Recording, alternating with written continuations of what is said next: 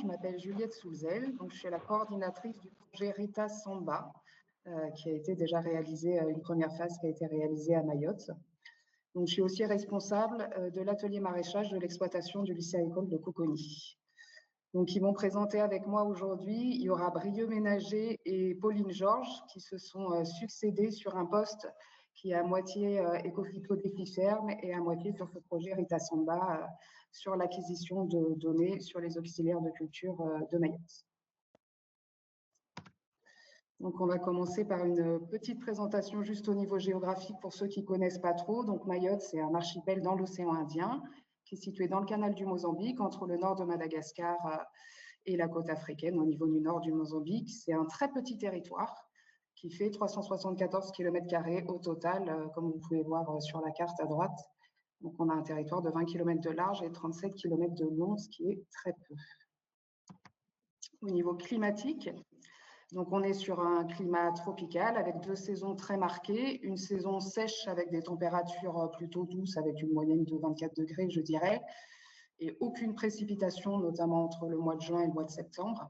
Et une saison pluvieuse, où là, on a des températures très élevées, une humidité relative évidemment très élevée également, et où il y a un maximum de précipitations qui va être très marqué entre décembre et fin février, on va dire.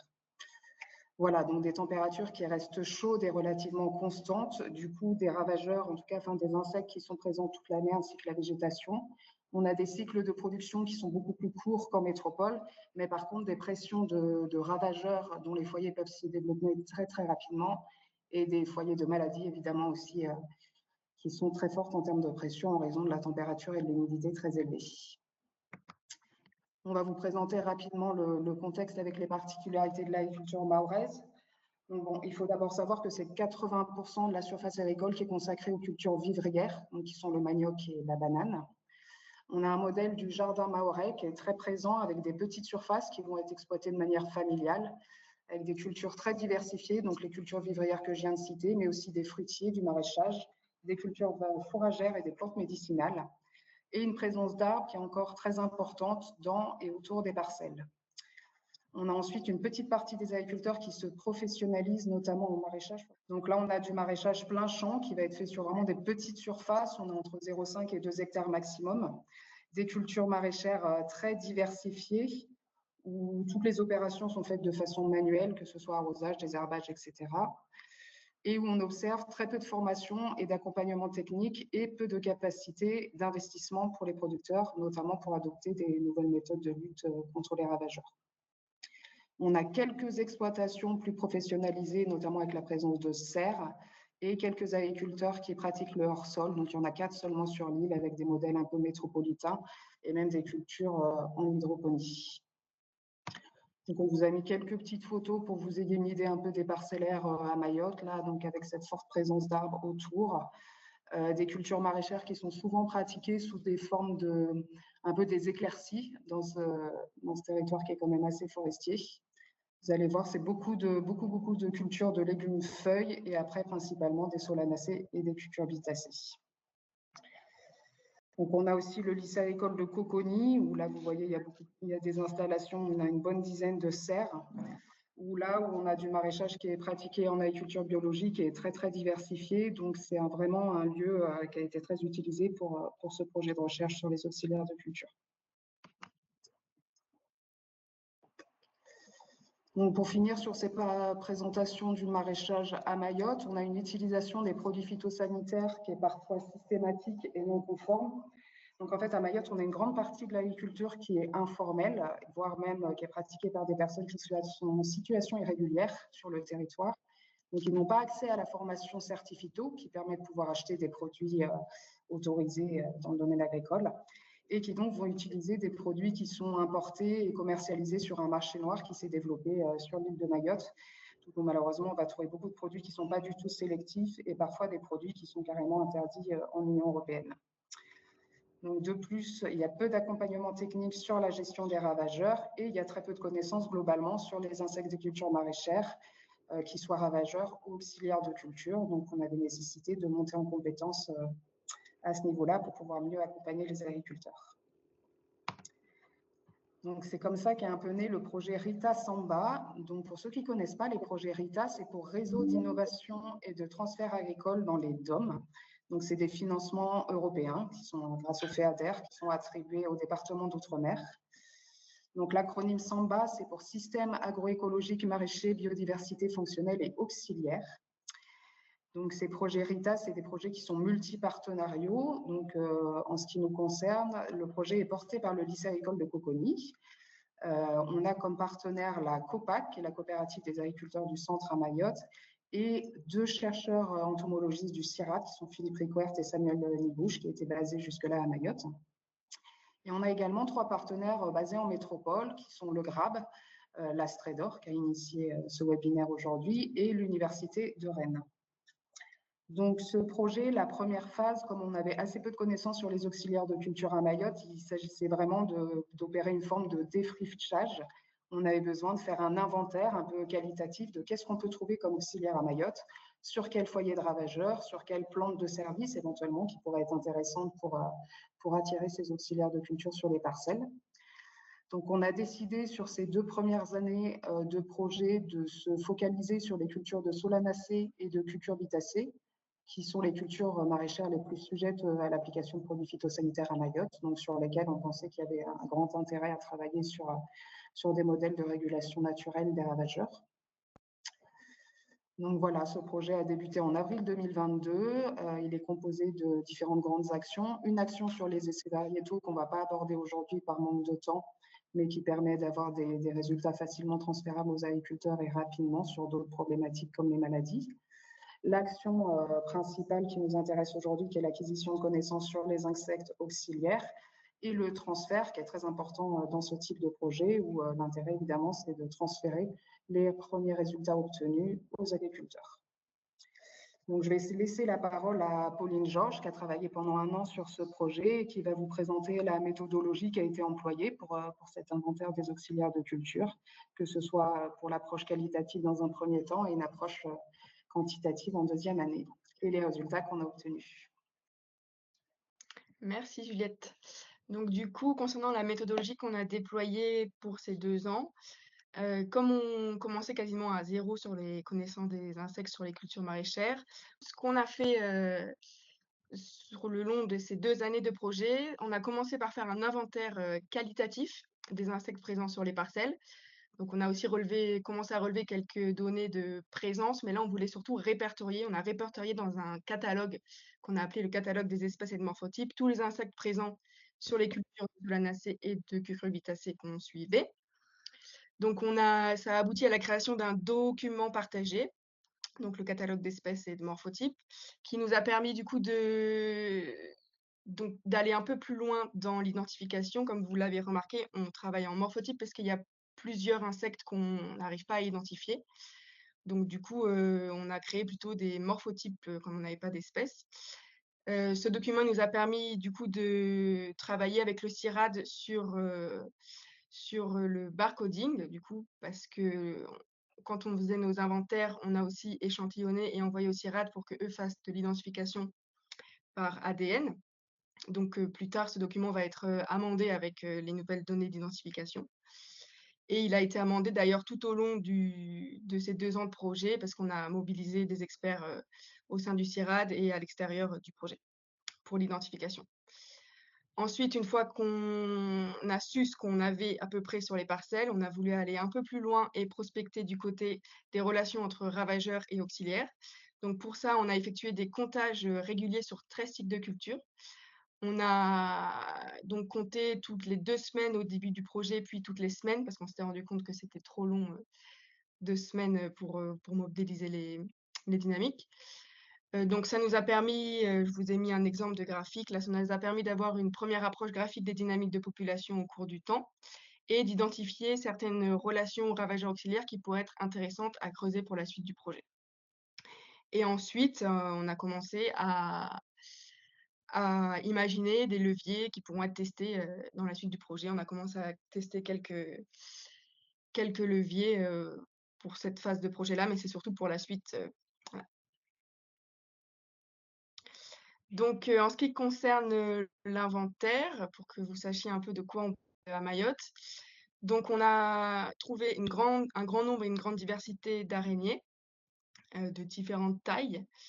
On a pas mal aussi de coccinelles, assez diversifiées également, qui sont quand même bien représentées par le genre, Simnus.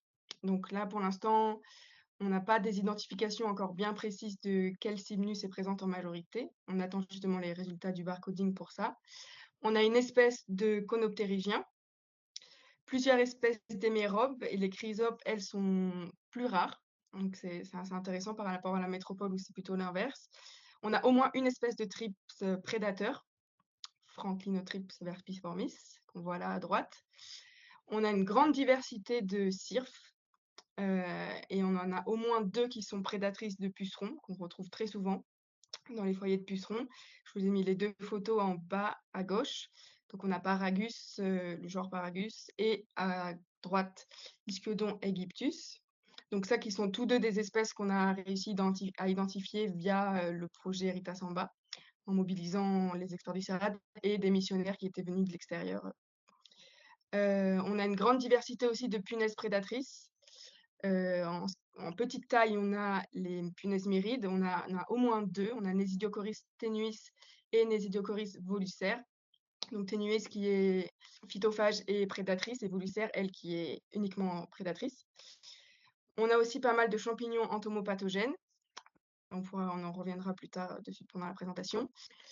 Donc, en ce qui concerne les particularités par rapport à la métropole, on a une très forte présence d'araignées, que ce soit en plein champ ou dans les filets. On a une grande diversité d'araignées, plein de pontes, qu'on retrouve très souvent sur les parcelles.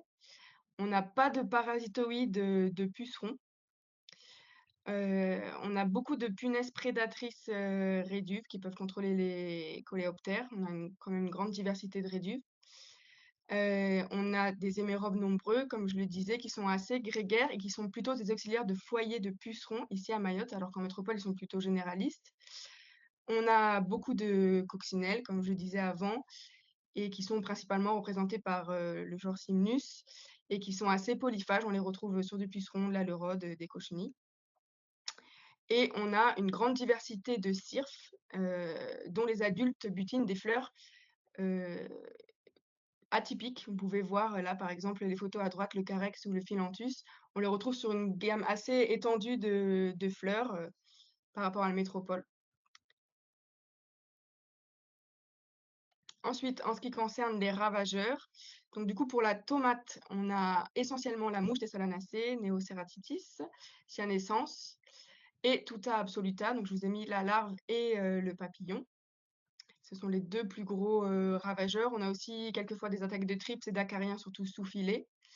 Ensuite, pour le concombre, on a la punaise Leptoglossus gonagra qui fait beaucoup de dégâts sur les fruits. On retrouve le puceron Aphis gossypi et des cucurbitacées. Donc là, vous voyez Dacus ciliatus. Ensuite, sur l'aubergine, on a la Noctuelle Blema advota qui fait pas mal de dégâts, qui se met dans les apex, qui empêche les plants de grandir.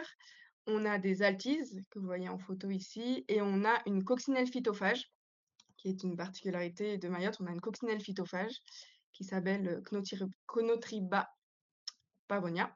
Donc, je suis déjà un peu venue sur les particularités par rapport à la métropole, mais on a peu d'espèces de pucerons. On a surtout Aphis gossypi qu'on retrouve en grande majorité. On a beaucoup plus de ravageurs, coléoptères, coccinelles, altises, chrysomèles. On a une coccinelle d'ailleurs phytophage que vous voyez là en photo. Et on a beaucoup de mouches des fruits hors des filets. Donc ensuite, dans le cadre du projet, on a commencé à réaliser des réseaux trophiques. Donc ça, ce sont des réseaux trophiques qui ont été réalisés dans le cadre d'un stage de M2 qui a été fait au cours du projet. Donc là, vous pouvez voir le réseau trophique de la culture de tomates. En ce qui concerne les ravageurs, donc comme ce que j'avais dit avant, on a surtout donc on a un peu de cochenille, on a des alérodes, on a la mouche qui n'est pas marquée sur le schéma, on a des thrips, on a Tuta qui cause les plus gros dégâts. Ensuite, en termes d'auxiliaires, vous voyez qu'on n'en a pas beaucoup. On a uniquement les thrips prédateurs qui n'est pas en mesure de contrôler quand il y a des explosions de trips, dans les serres. On a des araignées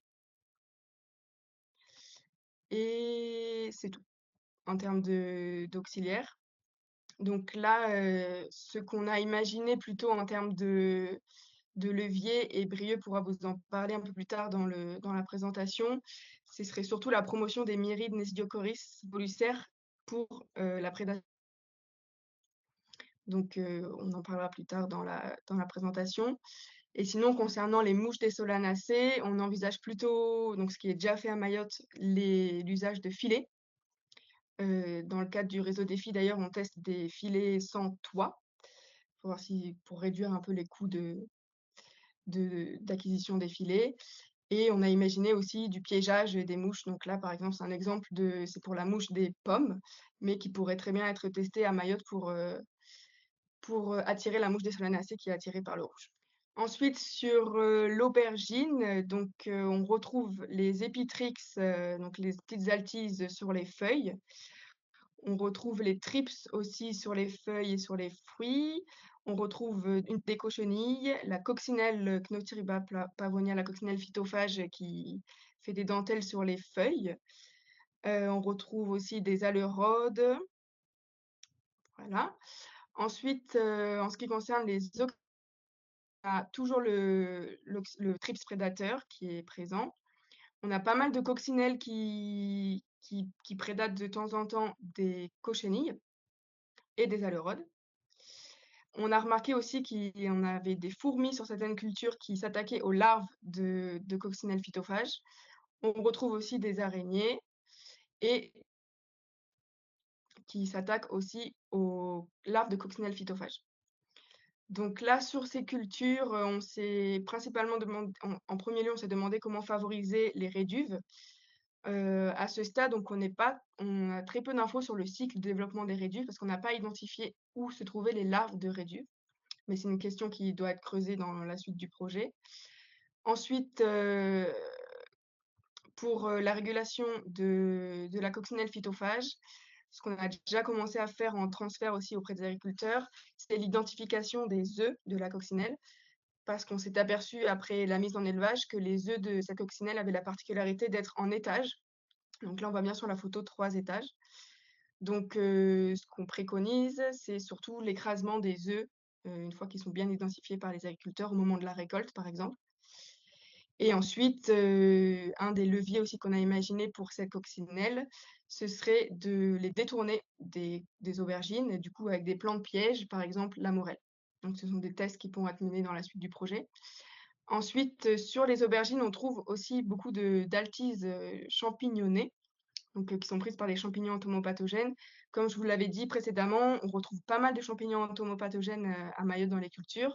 Par exemple, sur le concombre également, sur les pucerons, on peut se retrouver avec la quasi-totalité des pucerons champignonnés. Donc, on a envisagé la pulvérisation de spores. Et d'ailleurs, Juliette pourra vous en parler peut-être dans la suite de la présentation, mais elle récupère les champignons pour repulvériser après sur les cultures. Ensuite, sur le concombre, c'est la culture sur laquelle on a trouvé le plus grand nombre et la plus grande diversité d'auxiliaires, et en particulier 9 auxiliaires spécifiques du puceron, en comptant toutes les espèces de coccinelles. Donc également les larves de cirfe qui vont s'attaquer aussi aux pucerons et les émeraudes. Et en termes de ravageurs, on a aussi du coup la punaise Leptoglossus gonagra qui, elle, n'a pas de prédateur. On n'a pas trouvé de prédateur pendant nos observations. Donc là, vous avez vu les inventaires qui ont été faits, puis un peu les reconstructions des chaînes trophiques sur les plantes. Donc si vous avez des questions, n'hésitez pas. Béatrice. Merci pour cette première partie. Peut-être que j'ai pas entendu, mais en fin de compte, je reviens dessus. Concernant ces constructions de réseaux trophiques, comment vous les avez établis? Est-ce que c'est juste ensuite par rapport à la biblio, ou alors est-ce qu'il y a eu des analyses qui ont été faites pour pouvoir s'assurer qu'on retrouvait bien les ravageurs C'est-à-dire, est-ce qu'il y a eu des analyses spécifiques qui ont été faites pour ça? La construction des réseaux trophiques, là, elle a été faite uniquement sur, ce qu'on a observé visuellement dans les parcelles. Donc c'est pour ça que d'ailleurs ça va changer peut-être d'une saison à l'autre. Là, par exemple, il y avait pas la mouche des fruits, pour les aubergines, c'est parce qu'on n'était pas dans une période où la mouche des fruits était là. Mais du coup, les réseaux trophiques, ils ont été construits sur sur une base d'observation directe. Observation du fait que, le prédateur, enfin l'auxiliaire était présent, qu'il y avait, tant d'auxiliaires, présents au moment où il y avait les ravageurs et qu'il y a eu une baisse, des populations. C'est un peu ça? Ou alors il Oui. y a eu En ou direct alors est-ce de qu'il y la a eu prédation. des prélèvements, voilà, de la prédation qui a été vous avez fait des prélèvements et ensuite, observé, vraiment cette prédation, dans des boîtes de pétri ou autres, au niveau, voilà quoi, de votre laboratoire ou enfin ou d'une petite salle. On n'a pas besoin spécialement de laboratoire pour ça, mais enfin voilà, est-ce que c'est ce que vous entendez par observation? En fait, il y a un protocole qui a été établi et c'est ça qui a été suivi en partie par le stagiaire qui était en master. Donc, c'était vraiment pour chaque type de culture. Il avait des comptages à réaliser sur un nombre de feuilles définies avec une méthodologie qui était définie et les comptages ont été effectués selon les cultures toutes les 2 semaines ou toutes les semaines. Là, c'est vraiment la deuxième approche en deuxième année où on a une approche plus quantitative pour essayer d'identifier des auxiliaires qui étaient présents en majorité. Donc, voilà. Donc, toutes les interactions qui sont inscrites dans ces réseaux trophiques ont été observées de visu. Il n'y a pas eu de prélèvement ou d'élevage particulier. OK. Mais Merci. les actes de prédation étaient vus sur le terrain. Voilà, c'est ça. Ouais. Pour faire un peu la transition avant de passer à la suite, tous les échantillons ont commencé à être analysés, barcodés par le CIRAD et si je ne me trompe pas, il y en a encore un petit pool à analyser. Il y a certains groupes ont été faits, les coccinelles, les cirfes, je crois, et il y a encore d'autres groupes taxonomiques à analyser pour compléter la connaissance, l'inventaire des insectes présents sur les cultures maraîchères. Oui, tout à fait. Voilà. On attend encore pas mal de résultats qui devraient arriver en fin du premier trimestre de cette année.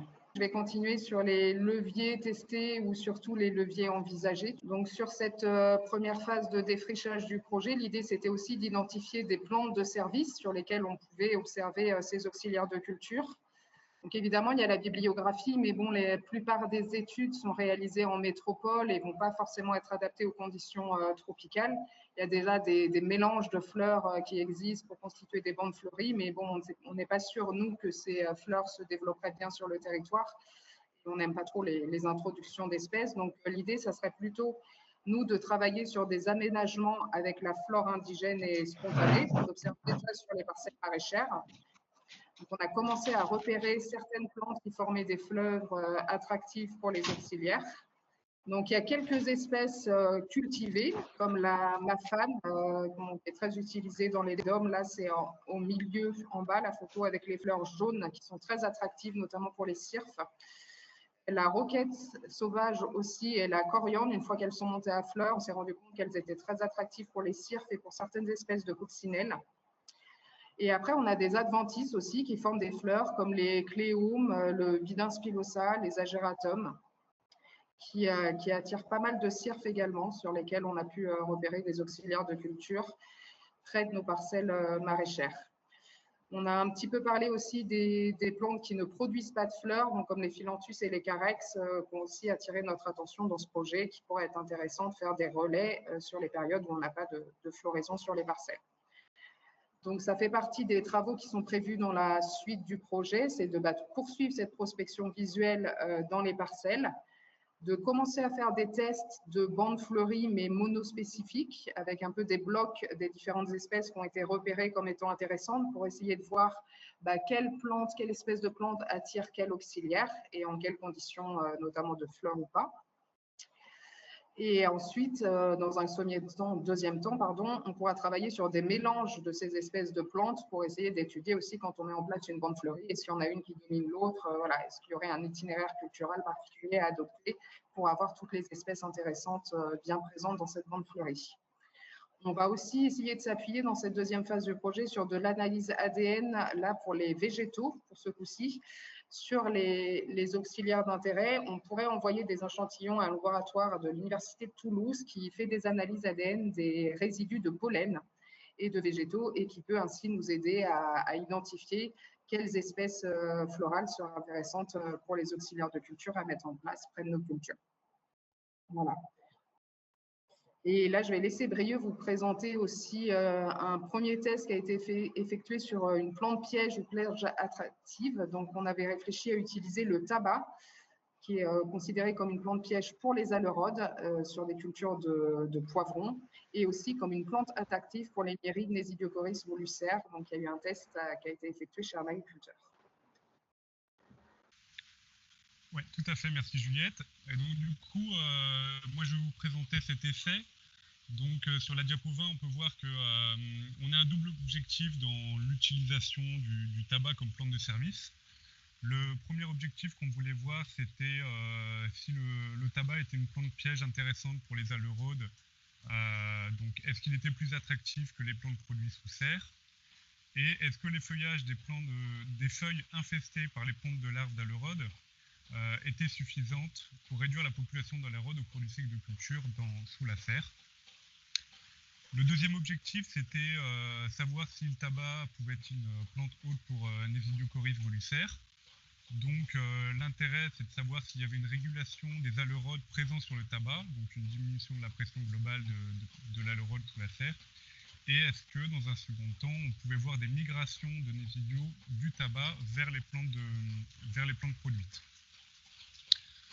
Donc pour la diapo suivante, je vous ai fait un petit schéma vite fait pour revoir l'objectif 2, donc l'idée de réguler la population d'alérodes présents sur le tabac. On essaie de voir le double objectif, donc voir si les alérodes étaient préférentiellement attirés sur le tabac, et si ensuite il y avait rencontre avec volucères, si le volucère allait se nourrir des alérodes et diminuer la population globale. Donc, concernant la mise en place de l'essai, on était sous serre multichapelle de 350 m² par chapelle, sous filet insect-proof. Et donc on peut voir qu'on a 3 cultures, courgettes, tomates, poivrons. Et on a mis en place 5 pots de 4 plants de tabac en haut de chaque chapelle. Et on a fait une observation hebdomadaire et un effeuillage du tabac. Ce qu'on voulait surtout voir, c'était l'effet gradient de l'effet du tabac sur la population d'alérodes et au niveau des serres. Donc comme petit protocole, on avait à la diapo suivante une déroulée des observations, donc un comptage hebdomadaire sur 30 plants marqués aléatoirement sur les plants cultivés, donc tomates, poivrons, courgettes, et des observations aussi sur tous les plants de tabac. Donc on faisait une observation de 5 feuilles par plant de poivron, de 3 fois 5 folioles par plant de tomates, de 2 feuilles pour plant de courgettes et de 5 feuilles par plant de tabac. Donc les premiers résultats qu'on a pu voir, je vais vous montrer les résultats uniquement sur poivron, là qui sont les plus intéressants. Donc j'ai fait une évolution de la population d'alérodes au cours du temps. On voit les petites croix rouges, ce sont les traitements au TPK réalisés à mi-dose. Donc c'est les seuls traitements insecticides mis en place sur l'essai. On voit qu'on a à gauche le graphique avec les larves et à droite le graphique avec les adultes. On voit que la population d'alérodes augmente au fur et à mesure du temps, avec une petite baisse tout début janvier, fin décembre, début janvier. Donc voilà, et on voit qu'on n'explique pas trop l'effet du TPK il n'y a pas trop d'effet du TPK notable sur la population d'alérodes.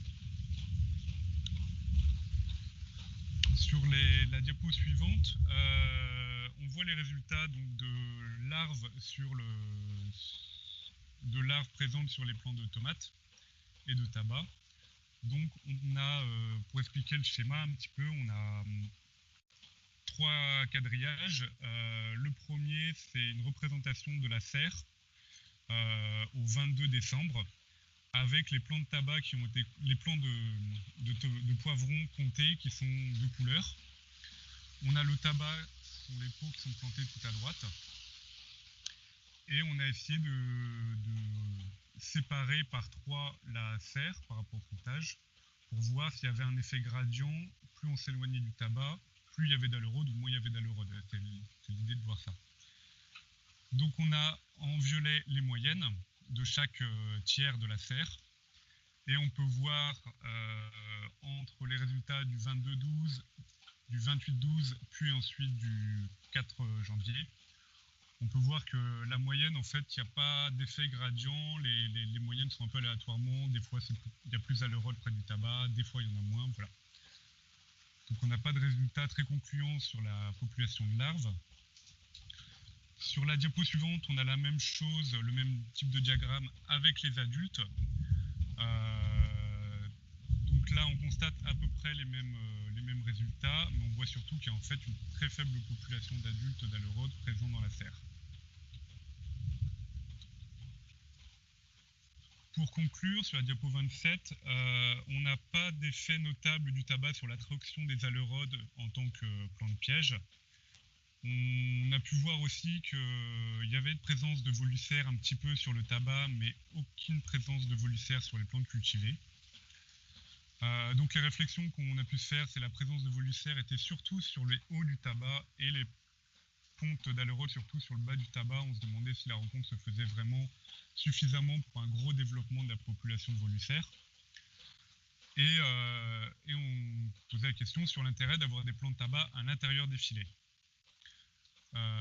Donc pour donner suite à cette première expérimentation, on se pose la question d'essai de cléome visqueuse comme plante haute pour voir si elle est plus attractive, soit pour l'aleurode, soit pour Nevidio. Et on va réfléchir à une mise en place de plants de tabac à l'extérieur de la serre avec une technique de dététage des tabacs au fur et à mesure de la période pour faire rentrer les volucères dans la serre et puis qu'ils aillent sur la production de poivrons pour que les volucères se développent directement sur la culture concernée. Voilà, merci. Je repasse la main à Juliette.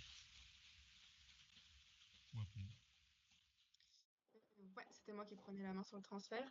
Et du coup, pour terminer, on voulait vous parler un peu du transfert qu'on a fait dans le cadre du projet, parce que ça occupe une place assez importante dans les projets RITA.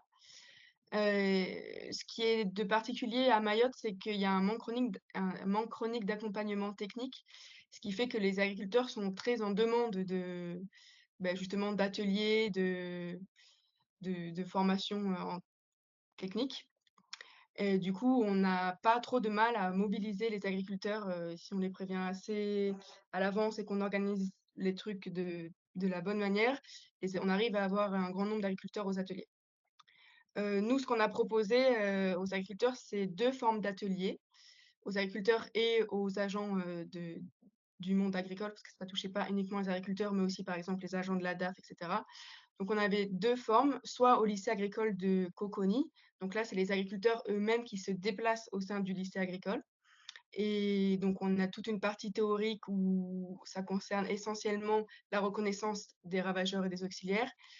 Et ensuite, une partie plutôt pratique où les agriculteurs vont eux-mêmes chercher du coup les insectes là dans les serres du lycée agricole de Coconi. Et ensuite, on revient en salle pour les observer. Donc ça, c'est une première forme. Et la deuxième forme qu'on propose, c'est directement chez les agriculteurs. Donc là, c'est la même technique, une première partie de reconnaissance sur les insectes auxiliaires et ravageurs, et ensuite une partie où les agriculteurs vont chercher eux-mêmes dans les champs et où on regarde avec eux ce qu'ils ont trouvé. Donc, à titre d'exemple, en 2023, on a fait 14 ateliers et on a regroupé 172 participants. Via le projet Rita Samba, on a un peu fait évoluer nos ateliers chez les agriculteurs, notamment via le jeu des gommettes. Donc, en fait, c'est quand on arrive chez l'agriculteur, on suspend, comme vous voyez la première photo à gauche et même en bas, on suspend des photos imprimées, plastifiées de ravageurs et d'auxiliaires. Et on demande aux agriculteurs de mettre une gommette verte sur ce qu'ils pensent être un auxiliaire et une gommette rouge sur ce qu'ils pensent être un ravageur. Donc, on les laisse comme ça pendant 15 minutes interagir entre eux sur les bonnes réponses ou pas. Et ensuite, on passe en revue notamment les erreurs. Et comme ça, on peut bien notifier et bien discuter avec eux de ce que sont les auxiliaires et ce que sont les ravageurs.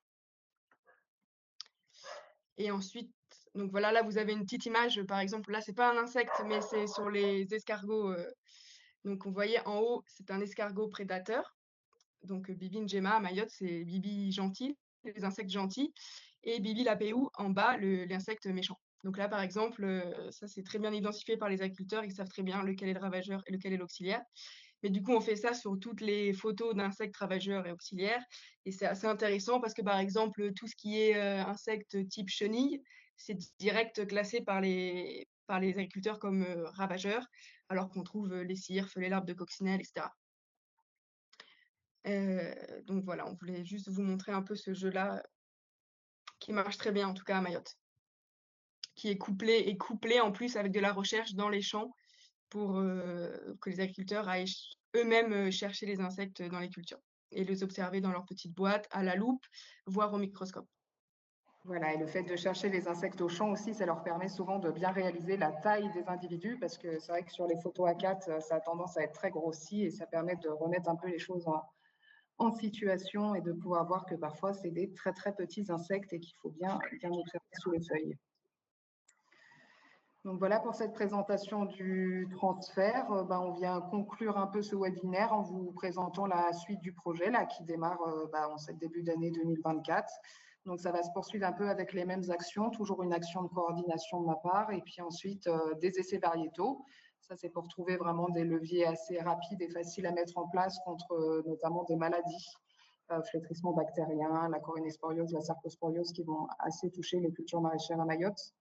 Cette action toujours d'acquisition de connaissances sur les auxiliaires de culture, où les mêmes partenaires qui veulent bien continuer à travailler avec nous sur cette thématique. On a ajouté une action aussi sur la fertilisation des cultures maraîchères, où on manque de conseils et d'accompagnement là-dessus à Mayotte. Donc, on aimerait bien travailler aussi un peu sur la fertilisation, qui a souvent un effet assez important aussi sur la régulation des ravageurs. Et bien sûr, l'action de transfert, comme toujours, où on va continuer à organiser ces ateliers chez les producteurs et à encore améliorer nos méthodes de transfert avec eux. Donc voilà, on vous remercie beaucoup pour votre participation à ce webinaire, et si vous avez des questions, on peut encore en discuter, n'hésitez pas. Oui, j'ai remarqué que vous avez parlé beaucoup de variétés d'espèces attractives. Est-ce que vous n'avez pas du tout parlé d'infrastructures agroécologiques pour favoriser les auxiliaires? Est-ce qu'on peut estimer qu'il y a une telle diversité que en fait, les infrastructures agroécologiques sont naturellement présentes?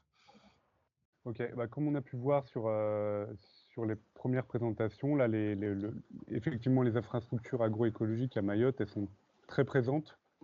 On peut estimer que ça pourrait être suffisant, mais on a quand même des problèmes de ravageurs.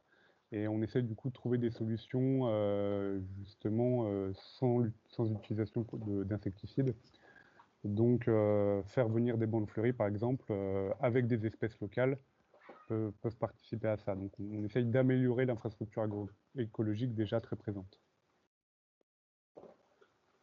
Oui, si on peut ajouter un complément, en fait, sur le système,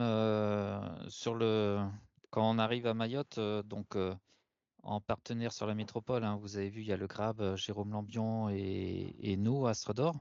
Et c'est vrai que quand on arrive, on se dit, mais on est dans un environnement qui ne peut que favoriser la régulation. Il y a des arbres partout, il y a des plantes, il y a des adventices, mais c'est pas parce qu'il y a une grande diversité végétale qu'on va avoir une très bonne régulation. Ça va dépendre des pratiques. S'il y a trop d'insecticides mi-naturels ou pas naturels, ça peut avoir un impact assez important. Puis après, les plantes qui sont présentes, c'est peut-être pas des plantes vraiment intéressantes pour les auxiliaires qu'on recherche. Donc en fait, ce travail d'identification de la flore intéressante, que ce soit par l'ADN plus tard ou de visu jusqu'à maintenant, c'est vraiment pour essayer d'orienter les agriculteurs, par exemple, pour faire du désherbage sélectif et laisser sur place dans les allées, etc., les espèces qui favorisent les régulateurs. Voilà, un petit complément. En complément de ce que disait Jean, je sais qu'il y a eu aussi des études à Mayotte plus spécifiques sur justement les jardins mahorais. Donc, est-ce que par rapport justement à ces jardins mahorais qui là sont, comme tu dis, en une très grande biodiversité, est-ce que vos études sont vraiment des études sur des agriculteurs qui font du maraîchage bien spécifique et autres, ou alors est-ce que ça prend aussi en compte ceux qui font du maraîchage, mais à l'intérieur de ces jardins mahorais dans lesquels, justement là, c'est plutôt des systèmes plus agroforestiers que maraîchers. Et où là aussi, donc les infrastructures, il y aura de toute façon toutes les infrastructures aussi agroécologiques. Donc c'est surtout ça, c'est de savoir si ma question c'est est-ce que là, ce sont des systèmes maraîchers, spécifiquement maraîchers, ou est-ce que c'est du maraîchage dans un système agroforestier, voilà, tel que les jardins mahorais. Je parle de cela parce que les jardins mahorais, ça fait réponse un peu à ce qu'on appelle chez nous des jardins créoles en Martinique, puisque moi je suis basée en Martinique, où là, effectivement, on sait aussi qu'il y a une très grande diversité, quoi, en fin de compte. Donc, je suis d'accord avec toi que la diversité ne veut pas dire qu'il y a une meilleure fonctionnalité et qu'il y aura une meilleure régulation, mais n'empêche que c'est déjà quand même un système bien particulier. Mais alors, les agriculteurs avec qui on a travaillé, en fait, c'est un peu particulier parce qu'on a un peu de tout. Après, la définition de jardin mahorais à Mayotte, elle est encore en train d'être définie. Justement, le CIRAD a pas mal travaillé avec le projet GG Forêt à faire une classification des différents types de jardins mahorais qu'on trouve sur l'île, notamment par rapport à la présence d'arbres. Enfin, est-ce qu'on a plus ou moins d'arbres dans les jardins mahorais. Après, nous, les agriculteurs avec lesquels on a travaillé, soit ils sont vraiment dans des systèmes maraîchers, avec des arbres tout autour, avec l'environnement maraîcher, enfin, l'environnement mahorais tout autour, mais au sein de la parcelle, vraiment uniquement du maraîchage. Soit on est vraiment dans la classe numéro 1, je dirais, des jardins mahorais, où on a quelques arbres fruitiers dans la parcelle, mais la parcelle est quand même dédiée à la production maraîchère. Donc je dirais, mais c'est un peu compliqué de situer nos agriculteurs sur l'énorme palette de jardins mahorais qu'on a ici à Mayotte. Mais nous, on s'est quand même plutôt intéressé aux maraîchers dont le maraîchage est l'activité principale. Du coup, la grande partie de la parcelle, elle est dédiée au maraîchage, mais c'est vrai qu'on trouve quand même des arbres dedans. Mais c'est quand même assez différent du jardin mahorais type, entre guillemets, où là, vraiment, on a une grande diversité d'arbres, même des espèces forestières, et beaucoup de diversité de production au sein de la parcelle. Je ne sais pas si ça répond à la question. Oui, merci. C'était juste pour décrire un peu, voilà, de savoir dans quel système se trouvait ce maraîchage. Merci beaucoup. Oui, nous, on reste quand même, enfin, les agriculteurs qu'on a ciblés, c'est quand même finalement une petite partie des agriculteurs à Mayotte, parce qu'il y en a assez peu finalement qui se spécialisent en maraîchage, dont l'activité principale, c'est le maraîchage. Et donc, nous, c'est avec ces agriculteurs-là qu'on a travaillé, mais ça ne représente pas forcément la grande majorité des agricultures à Mayotte. Ok, merci. Juste pour compléter, je pense que ça serait intéressant en effet de comparer à des cultures maraîchères qui sont dans des jardins mahorais. Après, souvent, c'est en termes d'échantillonnage. On a remarqué que dans les jardins mahorais, il y a quand même très très peu de cultures. Enfin, on va avoir 5 plants d'aubergines, 5 piments. Enfin, en culture maraîchère, c'est assez faible. Donc voilà, pour faire des comparaisons entre une grande parcelle cultivée en maraîchage et un petit jardin mahorais, c'est pas évident. Alors, avant de donner la parole à Jean, par rapport à cela, je dirais que peut-être que, en fin de compte, le fait d'avoir cette association multi-espèces au niveau des systèmes maraîchers aussi, peut-être que ça aussi, ça peut favoriser la régulation aussi des ravageurs par rapport à des cultures, à des parcelles mono-espèces, quoi, en fin de compte. Donc ça aussi, c'est peut-être une pratique, et si vraiment ça représente un peu plus ce que font les agriculteurs. Moi, je pense que voilà, quoi, ça, c'est aussi une pratique agroécologique qu'il faut, qui serait quand même intéressante à étudier. Ok, merci. Donc on passe la parole à votre collègue, Jean. Oui, Allez-y. merci. Oui, ça a peut-être été dit, ou alors ça m'a échappé, mais vous avez fait des observations également sur les systèmes hors sol et hydroponiques dont vous avez parlé au début, et puis savoir donc si ça a été le cas, est-ce que vous avez vu vraiment des grandes différences? Parce que là, du coup, on se trouve dans des serres monoculturales, quasiment. Mm. Donc, par rapport aux cultures en champ et aux cultures hors sol, si vous avez vu des différences notables. Ouais, bah, je peux peut-être commencer à répondre. Déjà, il y a une énorme enfin, il y a comme une énorme, je sais pas, mais il y a une différence entre plein champ et sous-filet ou sous serre. Dès qu'on est sous filet ou sous serre, on a quand même tendance à avoir des pullulations d'insectes beaucoup plus importantes.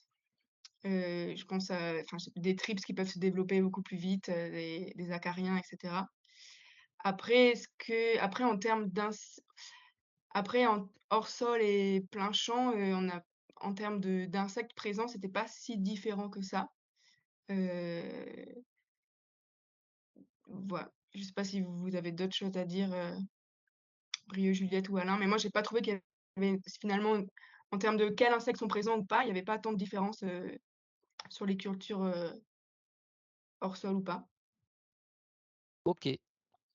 Jérôme. Oui, bonjour à tous.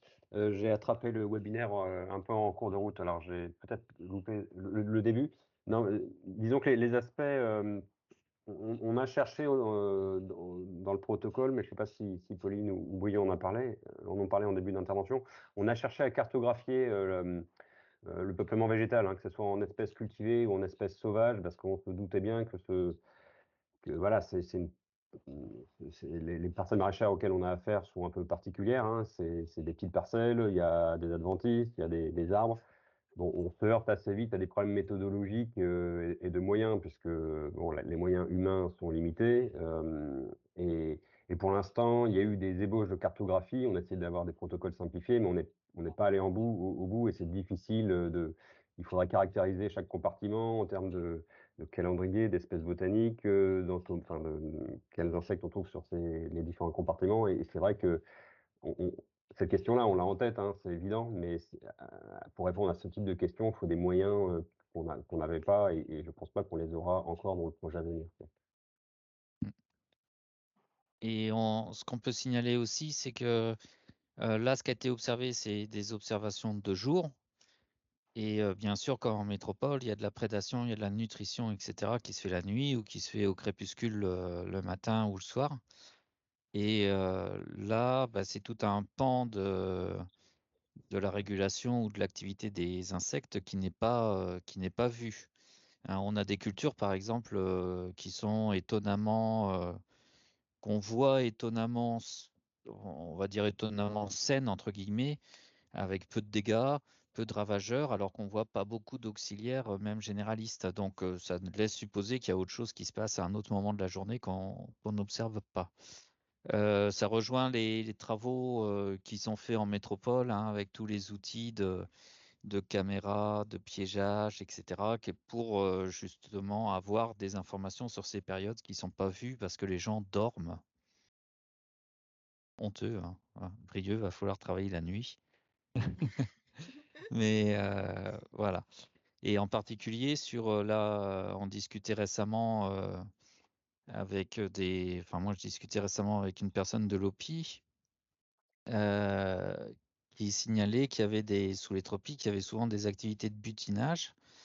Donc on peut supposer aussi que c'est le cas pour les cirfes qui se passent juste à la levée du jour avant que la rosée soit sèche. Donc c'est très tôt le matin et le butinage se fait à ce moment-là quand le pollen est humide, enfin en tout cas quand il y a de la rosée sur les plantes. Et ça aide les insectes à choper le pollen, cette rosée aide à choper le pollen, en particulier sur les graminées. Et du coup, après, dès qu'on passe sur la partie de la journée où les plantes sont sèches, ben, on voit plus du tout ce butinage. Donc, il y a des particularités comme ça qu'on n'a pas du tout en métropole et qui peuvent, enfin, qu'il va falloir qu'on découvre, qu'on investigue, soit qu'on découvre en discutant avec des gens, ou bien qu'on voit sur le terrain. Jean-Charles a levé la main. Ouais, salut. Je sais pas si j'ai loupé cette partie, mais est-ce que vous avez parlé de la macrofaune type je sais pas, les chauves-souris ou des autres animaux un peu plus gros qui pourraient consommer les ravageurs? Alors, qui veut répondre? Juliette, Pauline, Brieux? Non, on n'en a pas parlé parce qu'on ne l'a pas étudié, cette macrofaune. On s'est vraiment concentré sur ce qui est petit. Ok. Et on sait enfin, s'il y a de la présence à Mayotte de faune qui pourrait être utile justement à la régulation des ravageurs? Ouais, Forcément, on a, je pense qu'il y a tout ce qui est ouais. oiseaux qui serait très intéressant pour tout ce qui est gestion des chenilles. Mais après, nous, ça n'a pas été trop étudié dans le cadre de ce projet. Je ne sais pas, Pauline, tu allais On a dire pas mal quelque chose? On a pas mal de caméléons, souvent sur les cultures. Il y a un crabe aussi, un crabe qui vient manger les escargots. Mais sinon, après, ouais, c'est vrai que on s'est pas trop attardé sur ce sujet-là. C'était pas trop le sujet du projet Rita Samba. On a Mais observé des lézards c'est aussi un sûr qu'il y petit a des trucs peu. à faire. Ouais, Lézard, pas mal chauve-souris. d'oiseaux. Mm. Les chauves-souris, il doit y avoir aussi quelque chose à faire. Mhm. Ok, merci. Voilà, et bien merci à tout le monde, et puis bonne fin de journée. Merci beaucoup. Merci à tous. Merci beaucoup. Merci.